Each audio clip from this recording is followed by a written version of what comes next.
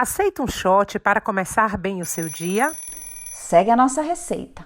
Tá preparada? Pegue o liquidificador e coloque uma colher de chá de energia alto astral em cápsulas ultra concentradas, pitadas de motivação, muitas doses de informação de qualidade e bom humor a gosto.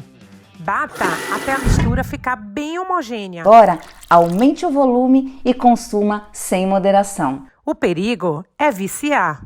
Esse é o Shot das Meninas, um podcast semanal cheio de energia e alto astral. Ah, não se esqueça de compartilhar com as amigas. E o nosso tema de hoje é um tema bem interessante, né, Gabi?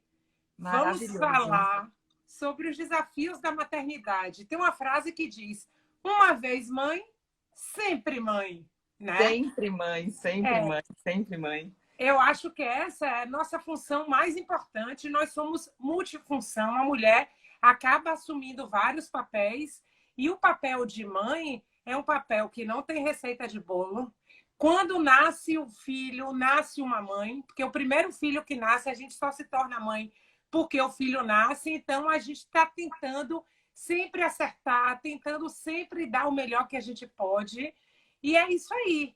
Então, a gente está aqui hoje para falar sobre isso, sobre os desafios da maternidade. E hoje a gente vai ter uma convidada muito especial, que já ela vai entrar, que é a Fabiola Podolsky. A Fabiola, ela é educadora com formação em disciplina positiva.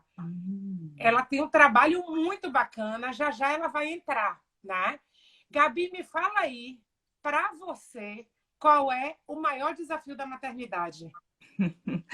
É o que você falou, né, Adri? É interessante que não tem receita de bolo, as crianças chegam sempre sem um manual, né? E a gente não sabe muitas vezes como conduzir. Eu fui mãe jovem, razoavelmente. Eu fui mãe aos 30 anos. Meu primeiro filho nasceu, eu tinha 30 anos. E longe da família, né, Adri? Que é um outro aspecto interessante também. E que eu vejo, eu consigo enxergar em tudo, eu procuro enxergar o lado bom das coisas, né? E eu acho que essa distância da família também, com a criação das crianças, ela cumpre um papel interessante, porque acaba que você não tem tantas intervenções. Porque muitas vezes é fácil quem está de fora opinar, né? Dizer, e todo mundo sempre tem uma dica boa. Não, não faça assim, faça assado. Então, muitas vezes, você tem muitas pessoas próximas que te amam e que querem dar essas sugestões. Às vezes, elas podem atrapalhar um pouco, ainda mais quando você está criando esse teu núcleo, que é um núcleo novo, que é quando chega um filho. E tudo muda, né? Muita coisa muda. O foco muda um pouquinho da sua vida e você passa a ter um contato. E você falou uma coisa interessante, a coisa da culpa, né? Nasce uma mãe, nasce uma culpa. E a gente acaba tendo essa relação e administrando essa sensação, porque você é a responsável por muita coisa. Então, às vezes, você também se coloca no papel de, ai meu Deus, estou fazendo certo, não estou, como seria? Então, é muito na coisa do acerto e erro. Eu tenho 2 filhos maravilhosos, mais jovens do que os seus. Eu estou numa fase antes da sua, então você ainda vai poder acrescentar mais, porque você já está num estágio ainda maior. Mas a nossa relação aqui é muito boa, porque acaba que sou eu, eles e Ronald. Então, o nosso núcleo ele é bem enxuto. E as condutas, elas são definidas por nós, né? E eu acho que esse nós, ele é muito importante. A mãe, ela tem, sim, um papel fundamental, porém, o pai cumpre um papel muito importante no suporte, no apoio, em todos os aspectos, né? E eu falo que vai ser muito bacana falar sobre essa história da disciplina positiva, porque a gente pensa muito sempre sobre isso, né? De você dar o carinho, dar a disciplina, mas sem deixar muito mole, né? Sem amolecer demais as crianças. É esse equilíbrio o tempo todo de você conseguir conduzir, mas sem... Eu digo sempre para eles assim, vocês são muito especiais, vocês são as pessoas mais importantes da minha vida, mas é da minha vida. O mundo não conhece vocês, eles nem sabem quem são vocês. E vocês vão ter que se mostrar o tempo todo, se provar e fazer. Então, por mais que a gente acolha, que dê o carinho, é importante que eles tenham essa consciência de mundo, de tudo que tem que acontecer e que vai depender deles, né? Então, a gente dá aquela história da mãe águia que dá aquela empurradinha no do filhote lá em cima para que ele alce voos, né? Eu acho que a gente tem que estar o tempo todo primeiro, a presença, que eu acho que é fundamental para você estar observando, e depois esse equilíbrio entre o aperto e, ao mesmo tempo, o carinho. A gente costuma ter uma rigidez grande com os meninos, eu acho que a rigidez ela é importante, o exemplo ele é importante, são vários aspectos aí que a gente vai conversar, mas eu acho que encontrar esse equilíbrio, e o equilíbrio muitas vezes ele é muito individual. Cada família encontra o seu jeitinho, então não tem uma receita de bolo, mas tem algumas diretrizes que a gente pode conversar e dizer que são importantes. Eu, como a Gabi falou, eu estou numa fase da maternidade diferente da dela. Eu tive filhos um pouco mais nova que ela, e minha história foi bem interessante porque eu conheci meu marido, que é 5 anos mais novo do que eu, com 3 meses eu engravidei. Então, foi um Deus nos acuda, porque a gente estava em processo de se conhecer, as famílias não se conheciam, de repente eu engravido. Né? Eu tinha 26 quando eu engravidei. E aí a gente decidiu, não, vamos formar uma família e vamos que vamos. Então, assim, foi um Deus nos acuda. Trocamos o pneu com o carro andando e nessa brincadeira, nosso filho mais velho tem 21 anos e nosso filho mais novo tem 18 anos. Como a Gabi falou, eu acho muito importante, a gente acha muito importante a questão do papel do pai com o papel da mãe, porque eles se complementam. Nós temos visões diferentes, né? O homem tem uma visão e uma cabeça muito diferente da mulher. Então, assim, aqui em casa também a gente educou e continua educando e formando os nossos filhos com muito amor, mas tem disciplina, tem rigidez, tem limite, tem responsabilidade e agora, mais do que nunca, eu sinto que tudo que a gente fez, é claro que a gente faz as coisas tentando acertar, né? Mas, e muitas vezes, é mais fácil a gente ceder, a criança faz uma chantagemzinha, a gente não sabe como lidar com isso, mas eu e meu marido, se tem uma coisa que a gente acha que o casal precisa estar alinhado, é na educação de filho. Porque, inclusive, se não tiver, pode arruinar o relacionamento.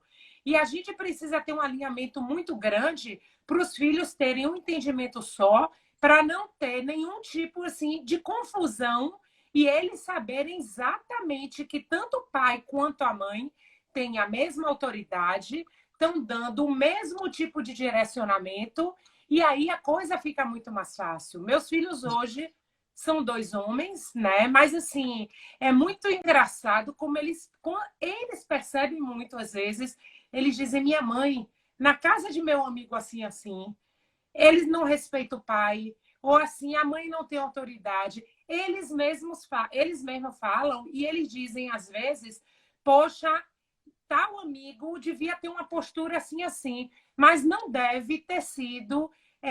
treinado, Fabíola vai falar sobre o treino, né? A importância de treinar. E isso eles percebem. E isso é muito importante porque a gente precisa criar filhos para o mundo. Como o Gabi falou, eles são importantes para a gente. Eles são o centro do nosso mundo, mas não são o centro do universo. E eles precisam ter isso muito claro, porque se a gente não ensina em casa, a vida vai ensinar de um jeito muito duro. Sim, perfeito. Você tinha tudo, eu diria, um grande caldeirão para problemas, né? Para dificuldades, porque você falou, vocês criaram uma família antes de sequer se conhecer bem, que era muito pouco tempo. E foi muito lindo, porque foi tudo muito junto, então foi uma mistura boa. Quando a gente reforça muito e a gente gosta, assim, de quando a gente está na casa de alguém que você viu algo que não foi legal, de trazer isso para uma discussão em família, dizer, você achou que aquela conduta foi interessante? O que você achou? O que você faria diferente? E trazer exemplos de outras famílias, até para uma discussão, até para um bate-papo, porque eu acho que isso é super ótimo, né? Deixa eu ler só um trechinho que eu peguei aqui num blog, oserlivre.com, só para ver quem se identifica. Eu tenho uma imagem de minha mãe, que já é falecida, muito diferente dos meus irmãos. E me perguntei, a mãe não é a mesma? Então, será ela responsável, como muitas vezes eu também pensei, por nossos erros e acertos? Éramos 4 irmãos e percebi que tínhamos opiniões divergentes e que tivemos, cada um à sua maneira, cuidados diferentes da mesma pessoa, nossa mãe. Hoje percebo claramente que eu provavelmente teria me desviado do caminho, teria saído pelo mundo sem direção certa e não seria uma pessoa responsável. Não criaria vínculos com facilidade se minha mãe não tivesse as atitudes severas que teve comigo. Então, agradeço a mãe que tive, responsável sim pelo ser humano que hoje sou. Meus desacertos são minha única responsabilidade. Cada um dos meus irmãos sentiu-a de forma diferente e tenho a certeza que foi também ela a responsável somente por suas boas qualidades e que os ajudou a se tornarem quem são. Interessante, né, Adri? Você vê como essa questão a gente brinca aqui com as crianças e a gente diz que tem sempre dois caminhos. Você na vida vai ter sempre 2 caminhos. O fácil e o certo, né? E você o tempo todo a não achar que é aquele caminho mais fácil, e as crianças e os jovens não orientados por alguém que os ama de verdade, eles sempre tendem aos atalhos, ao caminho mais fácil, o que é mais interessante, o açúcar mental, que a gente ainda brinca, às vezes fala que é o açúcar mental, aquilo que você não faz esforço, e como é importante os pais presentes, e na rigidez de mostrar que, por mais difícil que pareça, o caminho fácil nunca é a melhor opção. E essa percepção de que a gente, às vezes, acaba tendo... você vê, temos 5, 6 filhos, nunca são iguais. Você pode até tentar lidar da mesma forma, mas talvez eles observem de fora e o vejam diferentes também. Então, é algo bem, bem interessante. Esse texto que você trouxe é rico. E tem muitos comentários aqui também. Tem a Sheila falando, os pais podem até pensar diferente, mas precisam estar alinhados. Com certeza. Sabrina também. Sabrina é carioca, ela mora em Paris, e ela é casada com um francês, e eles têm uma filhinha linda, a Rebeca. Ela botou, é importante sim, mesmo com culturas diferentes, nós aqui sentamos e escrevemos uma lista dos nossos valores. Os valores comuns fazemos iguais, os diferentes estamos aprendendo a equilibrar. É isso, porque se já é difícil a gente fazer isso com a mesma cultura, com cultura diferente ainda é pior, porque fomos criados de formas diferentes, né? Os pontos diferentes, eles acabam tentando equilibrar, eu acho que esse é o ponto. E um ponto importante também, essa ideia dos pais estarem sempre conectados é fundamental. E mesmo que em algum momento um discorde do que o outro colocou, às vezes numa conversa, nunca na frente das crianças abordar essa discordância, né? Você traz para o momento do casal isso, discute. Olha, eu achei que naquela hora você comentou algo que não penso dessa forma, mas sempre nos bastidores e não no palco principal, como o Liz falou, né? Vamos colocar a Fabíola aqui para engrossar esse caldo. Olá, bom dia. Aqui a gente está com cara inchada, né? De sono. Eu também. De acabar de acordar. Tudo bem, meninas? Tudo bem, Tudo Fábio? ótimo. Seja bem-vinda, prazer. Obrigada, prazer, Gabi. Obrigada pelo convite. Estou muito feliz de estar aqui com vocês, compartilhando um pouquinho. Nós que estamos felizes de você poder agregar tanto para a gente nesse momento. Obrigada. Ai, assim espero. Eu estava só ouvindo vocês conversarem. Como eu falei no início, a gente convidou a Fabíola para incrementar mais esse bate-papo, porque a Fabíola, ela é educadora, ela é brasileira, ela mora aqui em Michigan também. Ela tem 2 filhas lindas, a mais nova fez aniversário essa semana. Fez. E Fábio trabalha, ela é especialista, ela é educadora, especialista em disciplina positiva. Ela tem um conteúdo muito bacana, ela tem cursos, ela tem programa de mentoria, ela tem um podcast. Então, assim, ela tem um conteúdo muito bacana que pode ajudar a incrementar essa conversa nossa aqui. Eu já fiz alguns bate-papos na Proud of Euphoria com o Fábio. A gente fez uma série de 5 vídeos, né? Cada um sobre um tema. E eu e a Gabi conversando, a gente resolveu convidá-la aqui para a gente falar sobre os desafios da maternidade. Fábio, seja muito bem-vinda. Obrigada, Adri, obrigada. Eu só queria complementar uma coisa que vocês estavam falando agora há pouco sobre os parceiros, né? Da importância da gente ter uma linha só a seguir. Esse é o cenário ideal, mas a maioria das pessoas não encontram isso dentro de casa.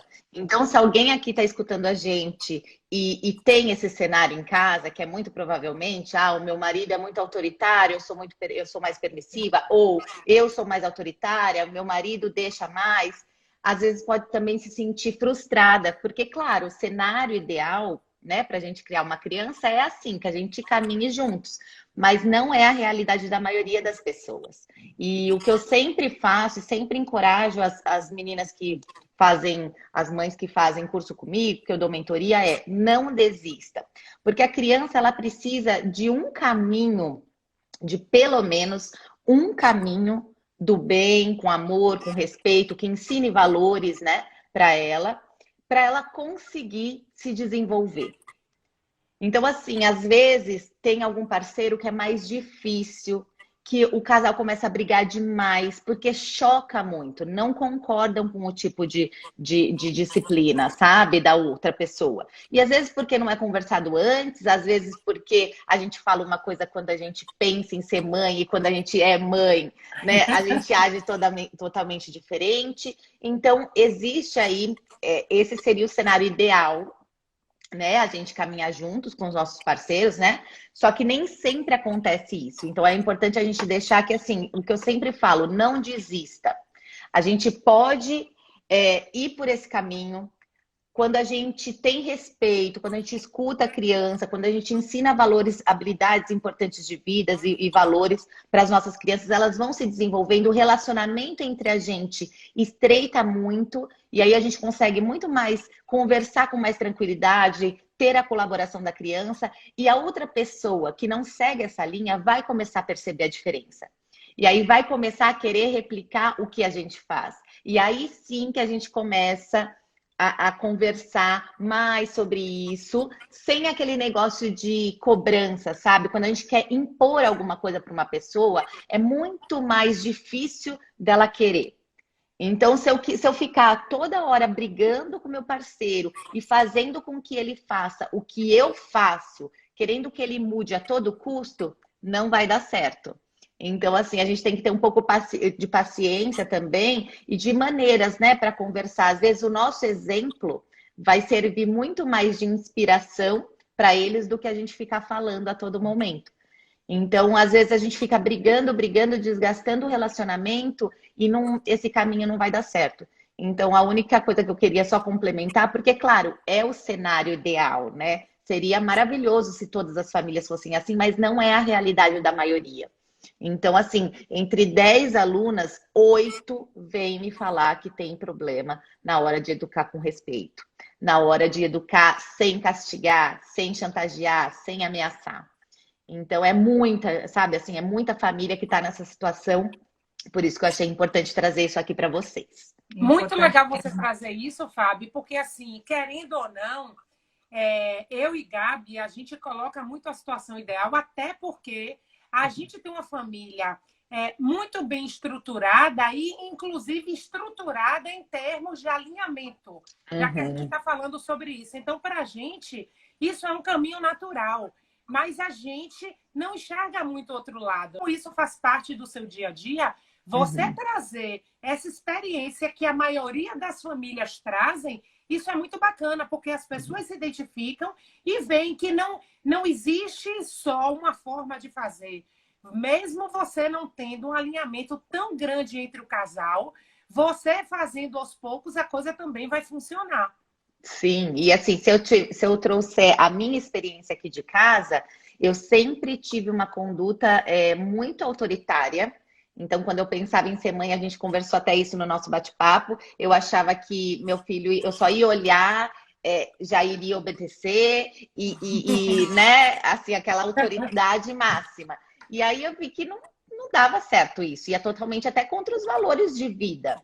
Mas para mim era assim, uma criança que estava sentadinha na mesa do restaurante, sabe, sem se mexer, para mim aquele era o ideal de filho. Só que hoje me preocupa ver uma criança assim, porque a gente sabe que não é da criança.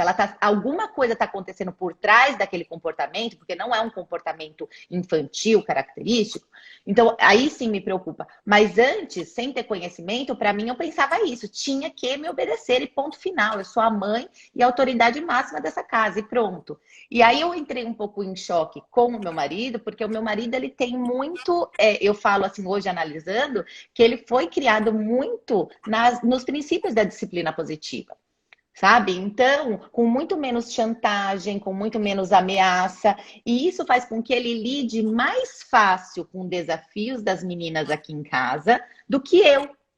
Eu tenho que estudar, eu tenho que me retirar, eu explodo muito fácil. Então, assim, é possível para todos, sabe? Eu sou prova de que é, porque eu sou muito assim, tudo para mim me tira do sério realmente, assim. Hoje já não, né? Tanto, obviamente, porque a gente vai criando habilidades, vai praticando e vai melhorando. Mas, assim, a criança falar não vou, e assim, né, assim, querendo entrar numa disputa de poder, eu entrava na disputa de poder com as minhas filhas. Parecia que saía a Fabiolinha criança e brigava de igual para igual. E é isso que acontece muitas vezes, né? Se a gente teve isso na infância, é isso que a gente sabe replicar. Por mais que esteja guardado ali num lugarzinho muito íntimo e a gente pense que não tem muito acesso ou desconhece porque está mais no inconsciente, a hora que a gente tem filho, aflora. E aí a gente começa a dar os problemas e a gente fala, poxa, eu não sabia que era tão difícil assim ser mãe. Aonde é que entra a disciplina positiva? Explique o que é a disciplina positiva, porque muita gente não sabe, né, Fábio? Sim. A disciplina positiva ela a gente chama de filosofia de vida. Ela é baseada na psicologia adleriana, de Alfred Adler e Rudolf Dreikers, e ela foi criada por uma psicóloga, ela é psicoterapeuta americana, que é a doutora Jane Nielsen, e quando ela criou, ela estava estudando pedagogia. E aí ela falou assim, meu Deus, ela estava cheia de problemas com os filhos. E ela conheceu a psicologia adleriana e ela falou assim, meu Deus, isso aqui se eu começar a aplicar em casa, eu acho que vai funcionar com os meus filhos. Porque eu fiz totalmente o contrário. E aí ela foi criando ferramentas para ela lidar com comportamentos dos filhos. Ela viu que ela tinha que sair de uma posição de ganha-perde, ou seja, eu mando e você obedece, e para ir para uma posição de ganha-ganha, ou seja, nós vamos juntos, com respeito mútuo. Eu estou aqui para te guiar, para você se desenvolver na sua maior potencialidade. E, enquanto isso, você também tem o seu papel, você também vai ter consequência, mas a gente tem respeito um pelo outro, todo mundo em casa tem colaborações e funções a cumprir. Então, ela foi ela foi mudando o que ela vivia dentro de casa e ela falou, opa, isso deu muito certo. E aí ela criou esse método da disciplina positiva, fazendo encontros semanais com casais, com pais que eram vizinhos dela. Ela mora na Califórnia. E deu muito resultado. E aí ela escreveu um livro e aí ela estruturou melhor isso, né? Então, se a gente for para os princípios da disciplina positiva, ela ajuda a criança a desenvolver autoestima. E ela tem 52 ferramentas que é para a gente deixar de lado, que são recursos para a gente substituir punições, ameaças, que é o que a gente faz o tempo todo com as nossas crianças. Se você não fizer isso, você vai ficar sem aquilo. Se você não terminar a lição, você não vai poder jogar videogame. A gente está o tempo inteiro ameaçando, o tempo inteiro chantageando, o tempo inteiro punindo. Então, essas ferramentas vêm para a criança mais pensar em soluções. E aí a gente ensina sobre resoluções de problema e sobre consequências. O que você precisa para terminar a lição no horário? Se não terminar a lição no horário, vai ter uma consequência. Mas essa consequência ela não vai entrar como punição. Ela vai ser comunicada com antecedência, ela vai ter respeito na hora de ser comunicada. A gente não precisa gritar com a criança para a gente impor a nossa autoridade, porque a autoridade é bem diferente de autoritarismo, né? O que eu tinha na minha casa, o que eu queria era autoritarismo. Mas eu vi que, assim, eu consigo num caminho do meio, que é isso que a gente chama de disciplina positiva, então você não precisa nem ser autoritário e nem demais e nem gentil demais. você equilibra os dois e aí você caminha no caminho do meio com firmeza e gentileza. Você tem limites claros, então a criança sabe até onde ela pode ir. O seu exemplo é a melhor coisa que existe, porque a gente tem que ter muita coerência com o que a gente fala e com o que a gente faz. E a maioria das vezes, se a gente prestar atenção no nosso dia a dia, a gente está falando e não cumpre o que a gente faz. E a hora que a gente vê que a gente perde o controle, a gente quer punir. Então, é esse equilíbrio que a gente tem. A gente une o que tem de bom na firmeza com o que tem de bom na gentileza. Porque a gente pode, sim, colocar regras, mostrar o que é certo, ensinar valores, habilidades de vida, sendo gentil. A gente não precisa gritar, a gente não precisa ficar colocando a mão o dedo na cara da criança. A gente pode sim, a criança por muito tempo ela foi criada como uma pessoa invisível ali na família.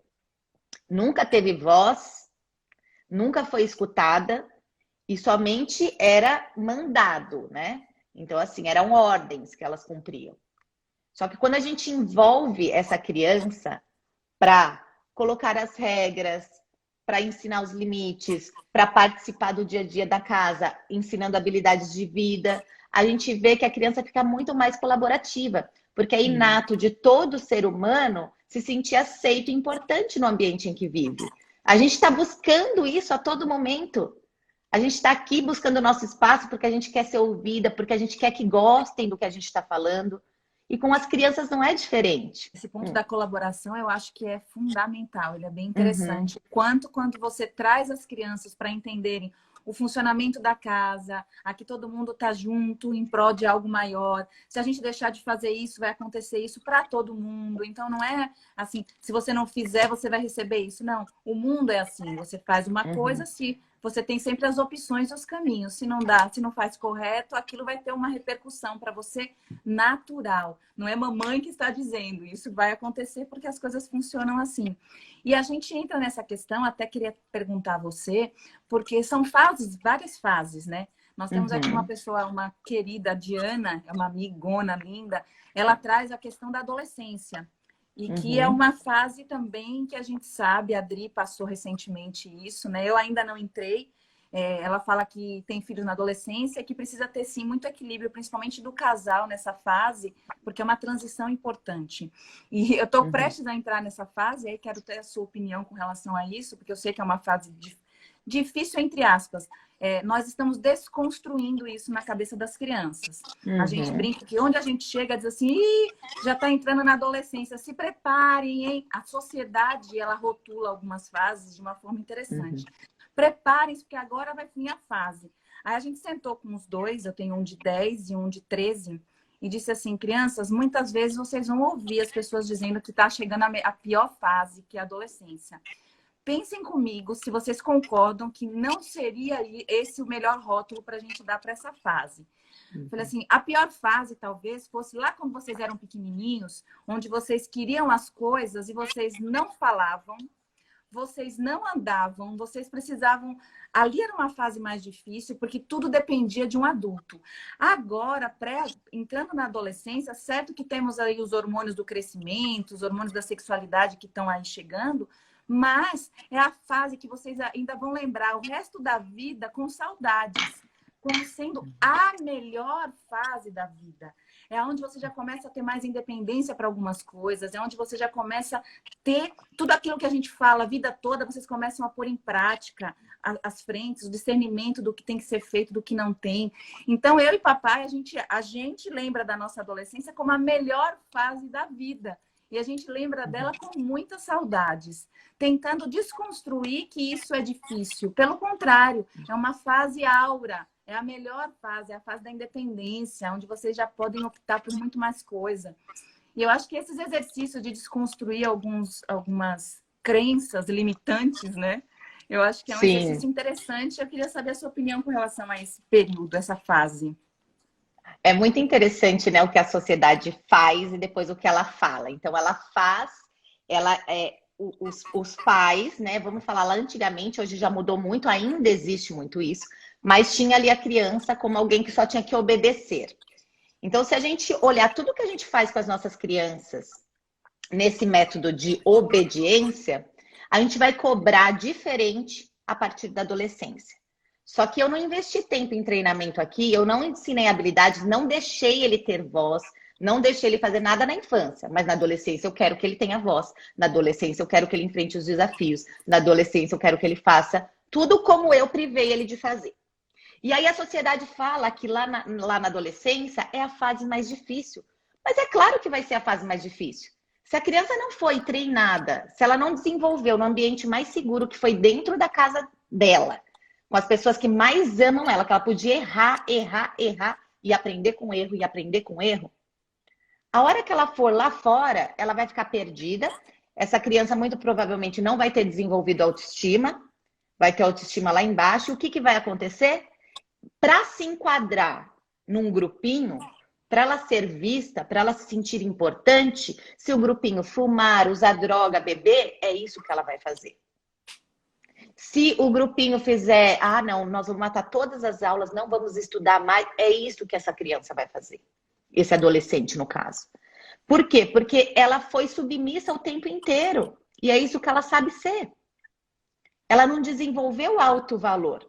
Então, a sociedade fala que é a fase mais difícil, mas vai ser difícil para quem fizer isso na infância do filho. Se você der um espaço para o seu filho, enquanto criança, ele errar, você dizer para ele, tá tudo bem errar, a gente erra a vida inteira, mas a gente tem que pensar numa solução aí. O que a gente pode fazer para consertar o nosso erro? E ensinar resolução de problemas. Se a gente deixar a criança se desenvolver, né? Ajudar a criança a desenvolver sua autoestima, fazendo o quê? Encorajando, fazendo ela se sentir capaz, né? Ouvindo o que ela tem para falar e não falando assim, cala a boca que quem manda aqui sou eu. Quando a gente para com esses padrões automáticos que a gente recebeu, né? Durante a maioria das pessoas receberam, aí sim a gente está criando uma base sólida que vai sustentar esse adolescente e ele vai ter alto valor e ele vai saber que ele pode conversar com a mãe, com o pai e que não vão julgar ele se ele, por um acaso, experimentar uma bebida. Ele sabe que ele pode conversar e que ele vai ser ouvido e que ele vai ser instruído, né? Então aí isso de você trazer, Gabi, e conversar com ele, eu acho fundamental. Né? A gente tem que falar muitas vezes, que nem a Adri falou, às vezes meus filhos falam, nossa, eu fui na casa de fulano e viu quão desrespeitosos eles são, né, com os pais, entre eles. A gente pode falar, olha, nem todo mundo é assim, né? Infelizmente, seria uma coisa maravilhosa, porque olha o nosso relacionamento, que bom que é, né?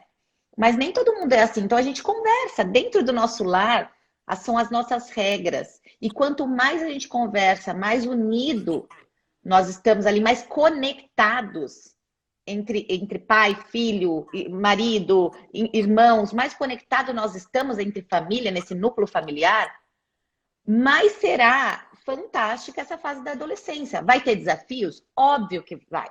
A criança, o adolescente, a gente está o tempo inteiro, eles estão testando. Agora vai vir uma nova fase que eles vão testar de novo os limites para saber até onde eles vão.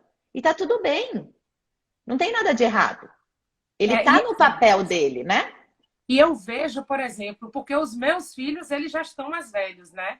Então, aqui em casa, a gente sempre teve muita conversa, a gente sempre tentou educar pelo exemplo, de duas formas.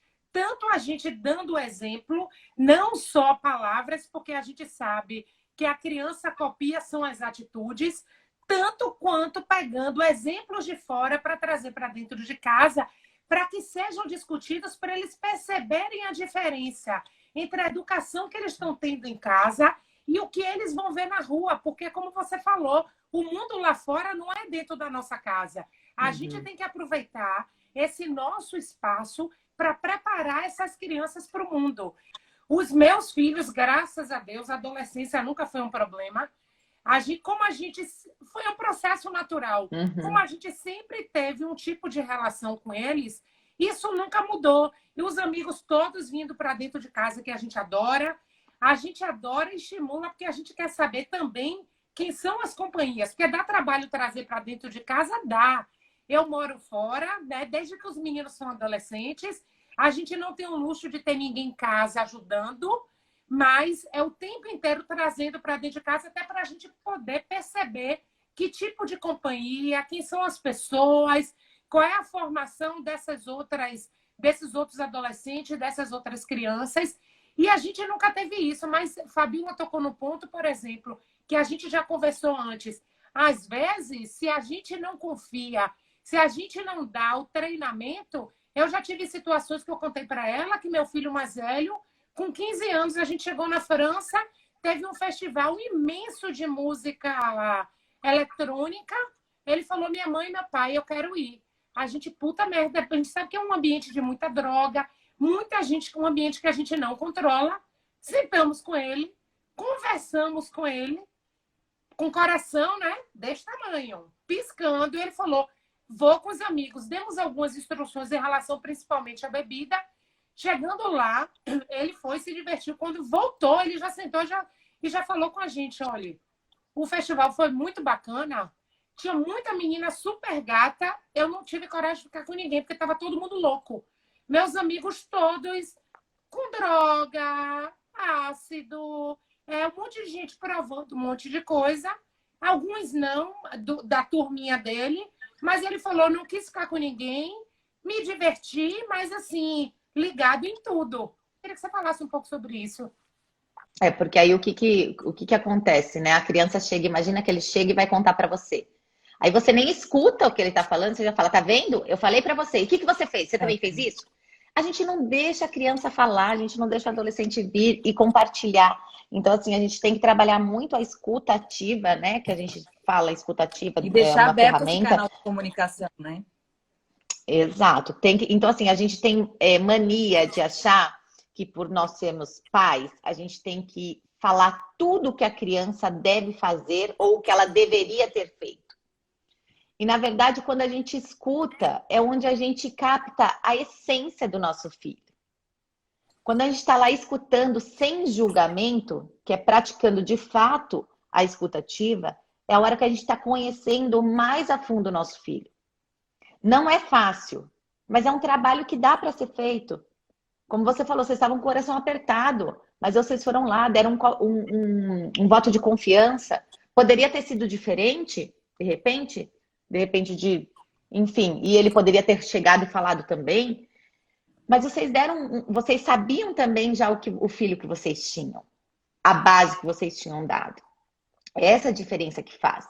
Então, quando a gente reprime demais e depois quer que tenha toda a responsabilidade, mas a gente não deixou treinar essa responsabilidade aqui com a gente, dentro de casa, a gente vai colher também esses frutos de uma maneira que às vezes vai ser mais doída, né? E assim, a disciplina positiva é para todos, não importa a idade que você comece, porque na verdade ela não é para criança, ela não é para o adolescente, ela é para nós. É uma mudança de paradigmas nosso. Nós mudamos a nossa maneira de comunicação, de escuta, de ver os problemas. E aí a gente olha, a gente muda todos os nossos relacionamentos. No entanto, que não é disciplina positiva para crianças. É para pais, é para professores, é para casais. Exato. Então, muita gente também chega e fala assim, olha, meu filho, ele não me obedece.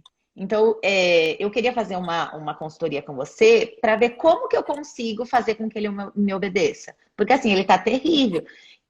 Não tem como você fazer a criança... Primeiro a gente tem que quebrar isso, não é obediência, a gente quer a colaboração da criança. Se for obediência, é muito mais fácil. Coloca ele dentro do quarto, larga lá e pronto. Como a gente tem falado, assim, a base da conversa até agora é assim, o quanto o canal de comunicação, a escuta, né, a atenção que você dá para o que o filho está passando, ouvir o que ele está pensando, abrir esse canal de bate-papo, porque eu acho que é daí que tudo nasce, né? É daí que tudo aflora. Uhum. E aí ela coloca, meus filhos são super fechados. Como eu faço para que eles se abram? Né? Como fazer depois de um momento já que talvez eles se fecham? Porque muitas vezes essa fase eles tendem um pouquinho aí para o mundinho deles, né? 14 e 13, a idade das crianças. É super normal e ainda mais esse tempo de pandemia. Eu acho que os adolescentes foram os que mais sofreram. Por que eu falo isso? quando a gente está mudando assim de fases, principalmente essa fase da adolescência, né, pré-adolescência aí, você precisa estar em contato com pessoas da mesma idade que você. Isso em qualquer fase, né, da vida, mas em especial essa.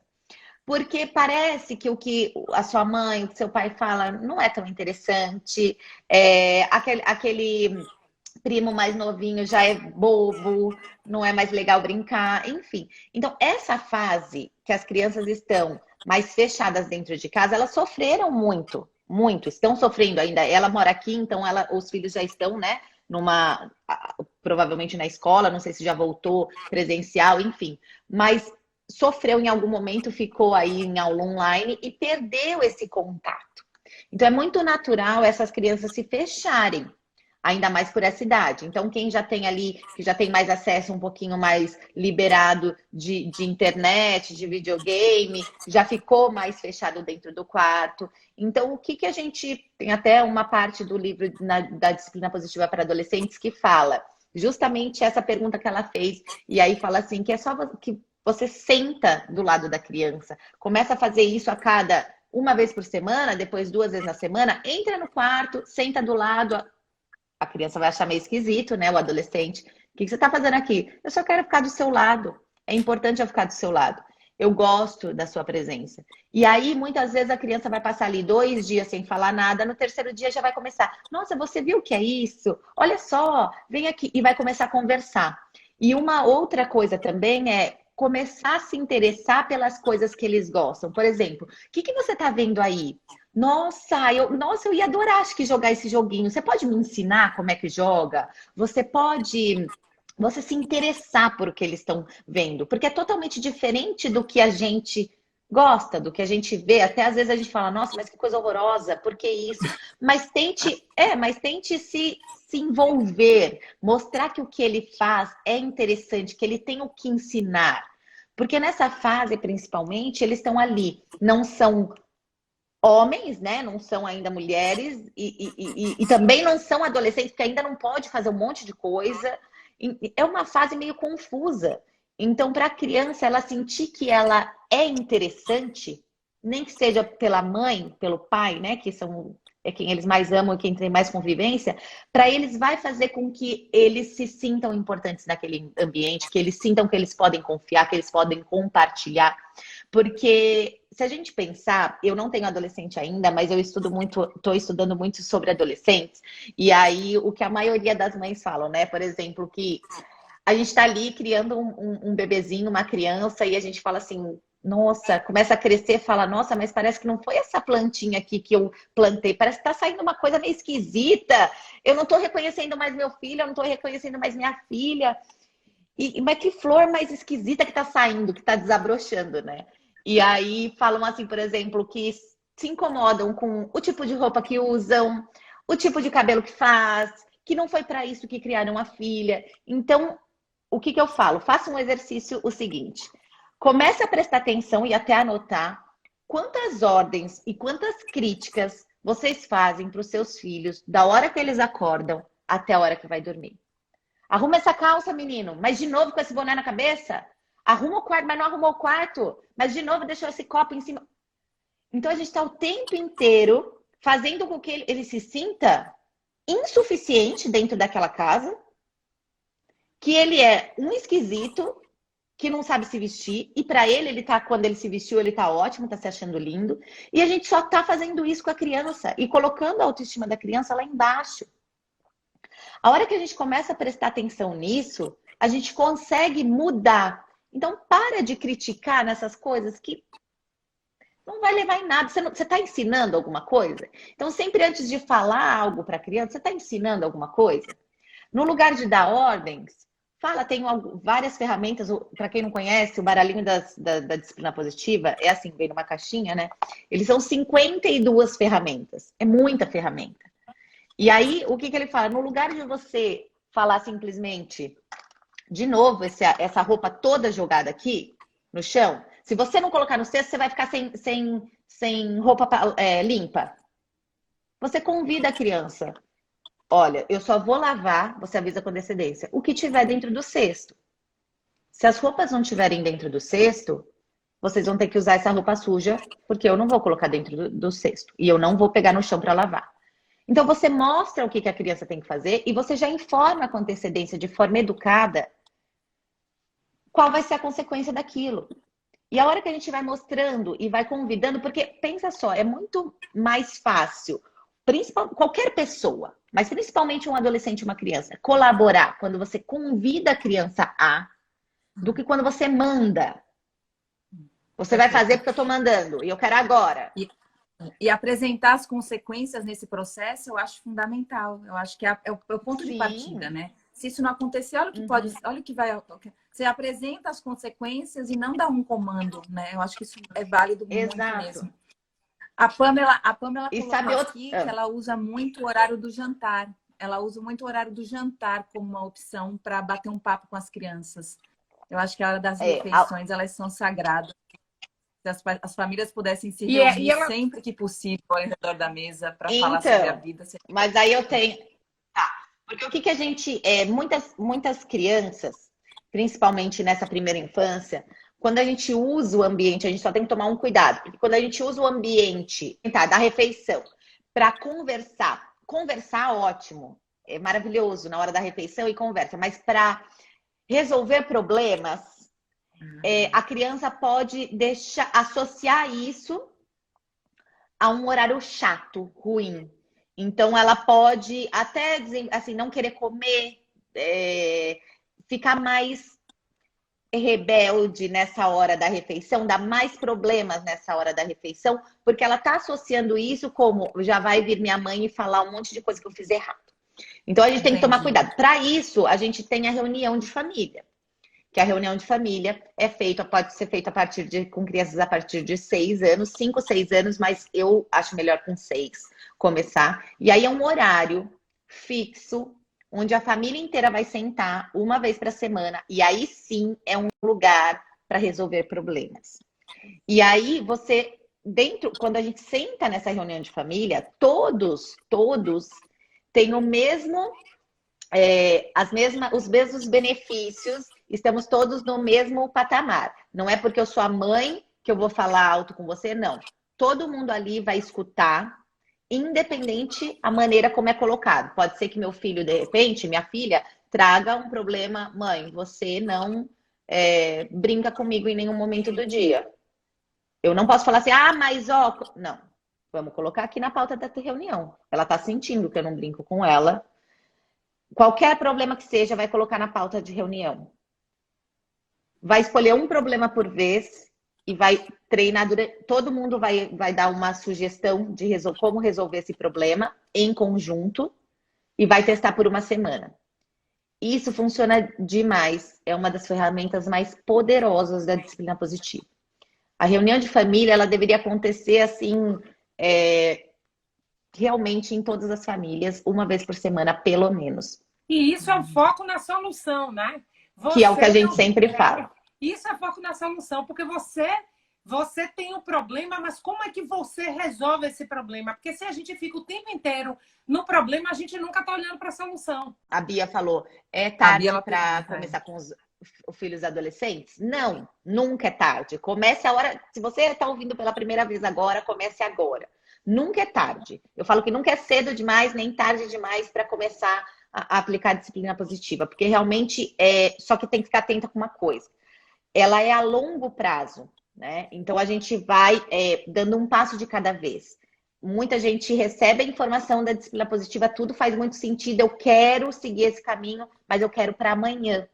E para amanhã não vai ser possível, porque é um processo que a gente vai caminhando e aí vai colhendo os frutos. É a longo prazo porque a gente desenvolve habilidades, porque a gente de fato ensina sobre consequências, sobre como se comportar em sociedade, como se comportar no núcleo familiar, quais são suas responsabilidades. E para isso a gente investe tempo em treinamento, a gente está ali ensinando passo a passo, a gente está dando escolhas que são respeitosas.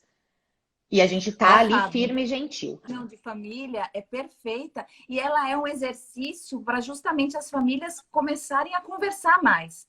Eu acho que essas reuniões, elas são um primeiro momento de você criar um dia específico na semana para dizer, família, vamos conversar. O que que você traz? Cada um trazer algo e não para um ficar justificando, mas eu não fiz. Não, vamos focar na solução.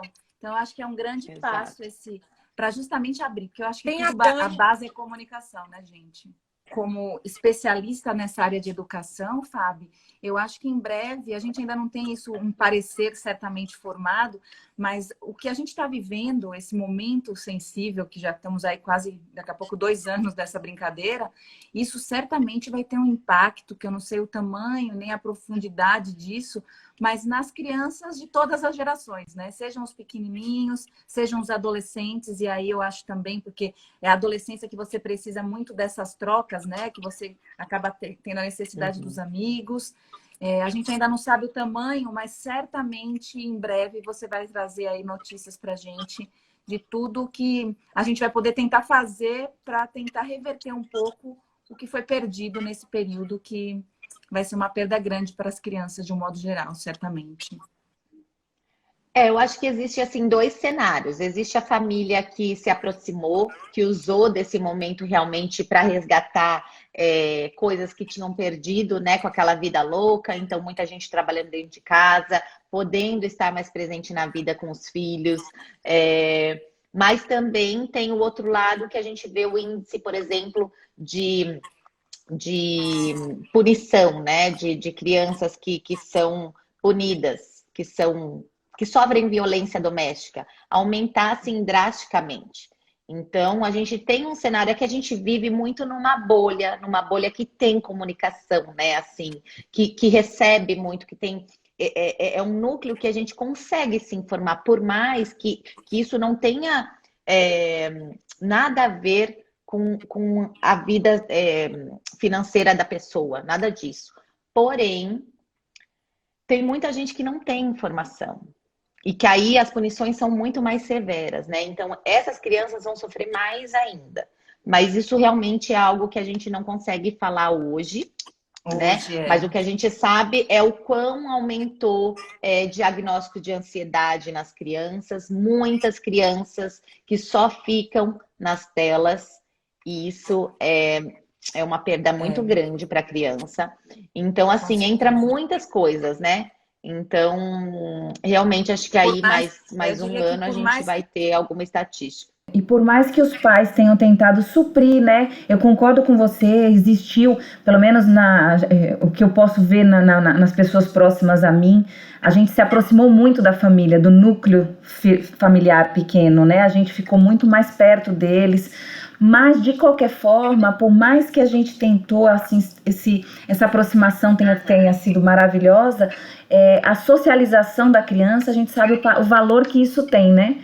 E eles foram privados. Por mais que aparentemente pareça que está tudo bem, eu quero ver o impacto disso no desenvolvimento mesmo, no médio e longo prazo, né, disso.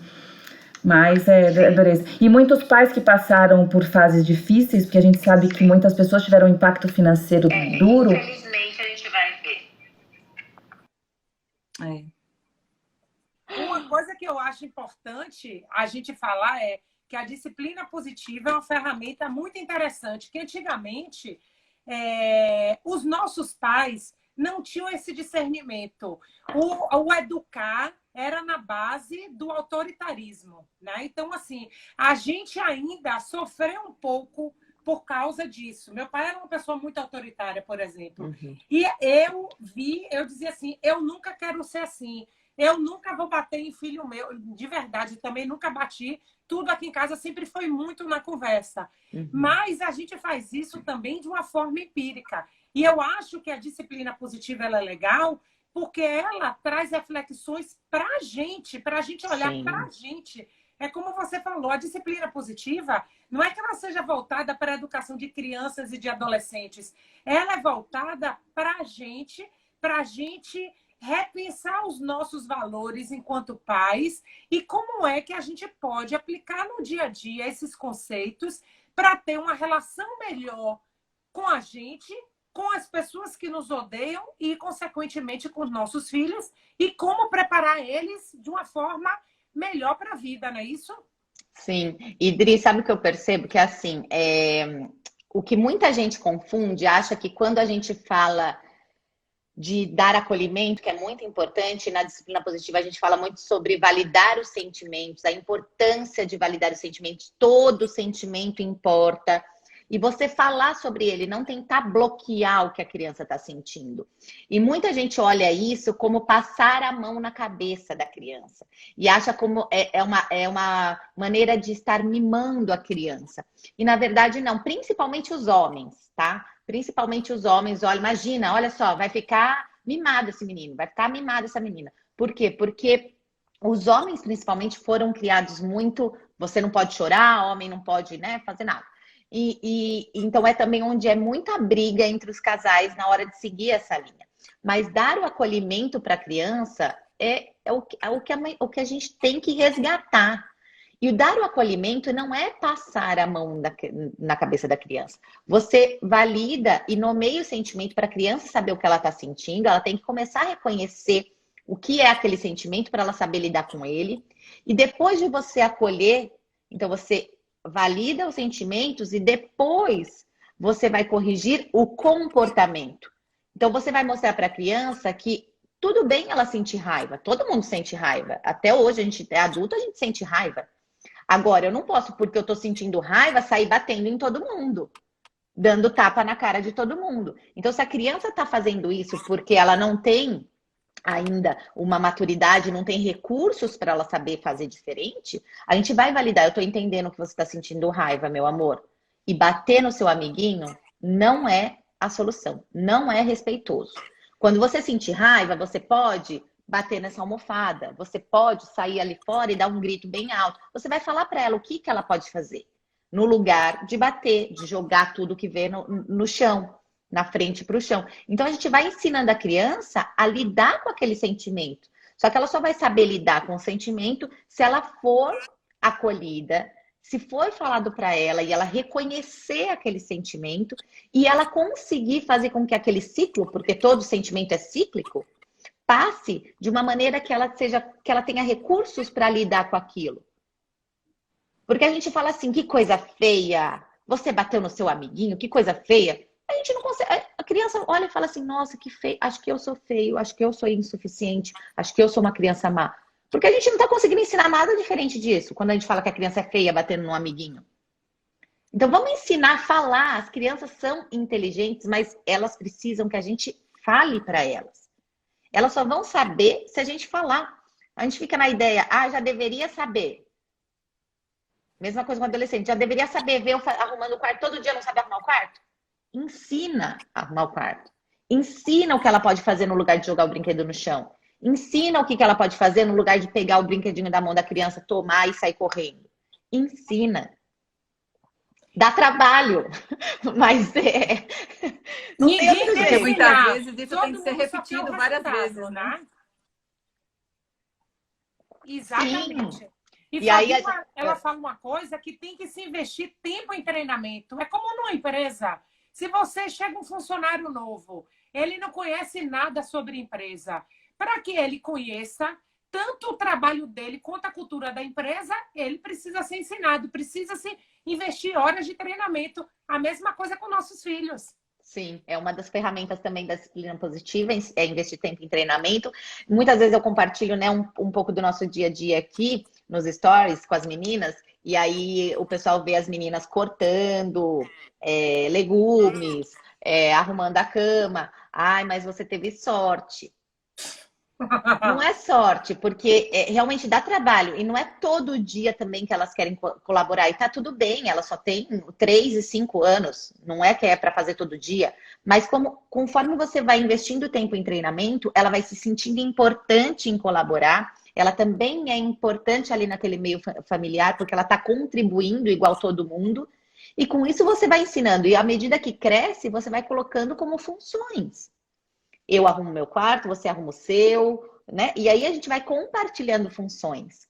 Agora, o que a gente faz? A gente não investe tempo em treinamento, porque quando é criança, dá trabalho.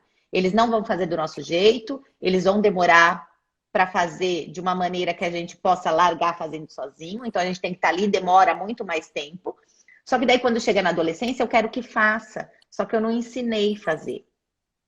E aí eu quero que saiba fazer. Vai ter que começar tudo de novo, investir tempo em treinamento de novo. E vai ser mais difícil, porque daí a comunicação vai ser diferente. A gente vai ter que... Não, eu sei que ele já entende, mas agora eu vou ter que engolir esse sapo e vou ter que ensinar. E com criança já é diferente. A criança quer colaborar, a criança quer participar. Né? Então, assim, quanto antes a gente investe tempo em treinamento, quanto antes a gente dá ensina essas habilidades sociais de vida, mais cedo a gente vai colher os frutos. Não significa que seu filho é adolescente, você não pode começar agora. Claro que pode, sempre é tempo. Mas às vezes vai ser um pouquinho mais demorado esse primeiro processo. Né? É normal, porque vocês vão estar mudando um padrão. Esse tema da maternidade, da educação, é um tema muito importante, porque é um tema que está presente na nossa vida inteira, né? Sim. Fiquei muito feliz com o convite. É muito bom falar sobre esse tema que eu adoro, né? Eu sou suspeita, mas eu acho que é importante mesmo, porque a gente às vezes se sente sendo uma mãe insuficiente, uma mãe ruim, achando que só na nossa casa tem problemas, né? Que só nós enfrentamos problemas. E os desafios, eles existem sempre, né, Dri? Em todas as fases da criança vai existir, os desafios vão existir. Então é importante a gente conversar sobre, para que a gente também não se sinta sozinha. Que nem eu falei, né? Você até falou a frase, nasce uma mãe, nasce uma culpa, que é justamente isso. A gente sempre está se cobrando demais e cobrando perfeição. E perfeição não existe. Não existe. Exato, não existe. Então é importante a gente falar e quebrando esses tabus, quebrando esses paradigmas, entender que existem outros caminhos. A única mensagem que eu queria deixar aqui para finalizar é: se tiver alguma coisa que não esteja legal dentro da sua casa, né, com os seus filhos, pare, reflita, busque informação. Existem outros caminhos a seguir. A gente não precisa viver naquela guerra que é achando, assim, querendo que passe a fase logo, porque está vivendo um transtorno dentro de casa. Aí quando vai acabar essa fase? Quando vai acabar essa fase? Se a gente viver desse jeito, cada fase vai ser pior que a outra. Então, que a gente possa, de fato, olhar onde que eu tô falhando aqui, né? Que tipo de comunicação eu tô tendo com a minha criança? Será que eu tô sendo respeitosa com ela? O que eu tô cobrando dela? Eu tô dando? Porque a gente cobra muita coisa que a gente mesmo não dá para os nossos filhos. Então, se tem alguma coisa errada, busque informação, busque ajuda, que sempre é tempo de melhorar. A gente pode viver, é esse o meu sonho, o meu trabalho é para isso, para que as famílias possam viver em harmonia dentro de casa. Porque para quando a gente ficar velhinho lá na frente, a gente olha para trás, como você, Dri, agora você já está nessa fase, você já consegue olhar, os seus filhos já estão grandes, e eu tenho certeza que lá, quando você estiver velhinha, que eles estiverem casados, se eles quiserem casar, se tiverem filhos, enfim, você olha e fala assim: gente, olha tudo que eu fiz. Que ótimo, eu aproveitei, com os meus erros e acertos, nós tivemos uma vida feliz. Eles estão aqui comigo até hoje, sabe? É que a gente possa ter isso. E não que a gente olhe e fale assim: nossa, eu deixei tanta coisa para trás, eu fui tão impaciente, eu não busquei ajuda. Não, que a gente possa fazer agora, né? Para a gente resolver o agora, para a gente ter uma vida realmente em harmonia com as nossas crianças. Então é só isso que eu queria deixar de mensagem final. E agradecer vocês, meninas. Adorei nosso bate-papo. Que delícia, que delícia. Obrigada a você, Fábio, pela sua disponibilidade, por todas essas dicas, todas essas... Você chamou atenção para vários aspectos que certamente todo mundo que está aqui já vai ficar atento com várias questões. E quem quiser mais detalhes, siga teu perfil, acho que vale a pena, porque você já deu a dica aí que tem muita coisa bacana que você posta, que vai acrescentar as famílias. E eu acho que a base de tudo é o diálogo, né, gente? Como isso é importante. E como as pessoas às vezes fogem disso, né? Empurram com a barriga, vão empurrando com a barriga, seja na relação com o marido, seja na relação com as crianças. Então, assim, eu diria assim, pessoal, não deixe para amanhã, sabe? Institua a reunião semanal da família como um momento, assim, bacana para todo mundo sentar e comentar e falar o que tá legal, o que não tá. Faça uma lista, né? Eu acho que isso tudo é muito válido, tem um valor incrível. E obrigada por todas as suas dicas. Obrigada. Fabi, muito obrigada. Obrigada mesmo. Já te disse que a plataforma está à sua disposição, que é sempre um prazer ter você aqui. Foi muito bom, né? E eu tenho certeza que a gente vai ter que trazer você mais vezes, porque Sempre que quiserem, a estamos gente- juntas. A gente não conseguiu nem até o item 2 da pauta, mas tá tudo certo. Tá tudo certo. Eu acho que foi um bate-papo bom para a gente começar a semana. E que vocês tenham uma ótima semana. Muito obrigada de verdade. Obrigada, Adri. Parabéns pela plataforma, tá cada dia melhor. E você não poderia esperar outra coisa de você, né? E Obrigada, meu Gabi, amor. obrigada. Adorei te conhecer também. Beijo, Fábio. Beijo. Gente, um beijo Obrigada. e uma ótima semana.